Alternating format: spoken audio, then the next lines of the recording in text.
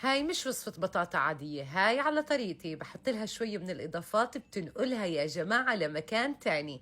يا جماعة عظمة.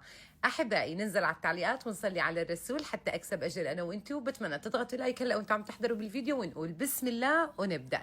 كيف ما شفتوا بالمقلة ضفت معلقتين من الزيت النباتي، وبضيف شي حبتين من البطاطا أنا قطعتها وقليتها عادي جدا. تقطيعة البطاطا بتكون عندي لمكعبات صغيرة. بعد هيك ضفت حبتين من النقانق اللي هو نفسه السوسيس تمام، بقطعه لدوائر وبقلبها مع البطاطا لتاخد معي تحميرة خفيفة.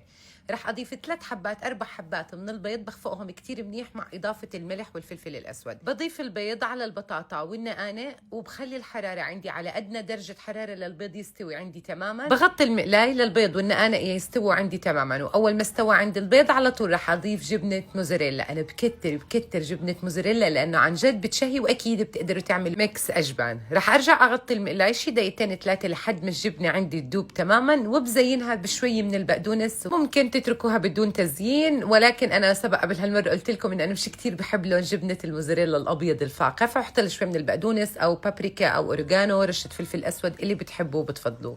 وقدموها يا جماعة مع كاسة شاي، شوية مخللات، خيار مع بندورة. هيك بقدر أقول لكم دوقوا واستمتعوا يا جماعة بأطيب طعم. أحبائي ألف صحة وعافية مقدما، دمتم بخير وباي باي.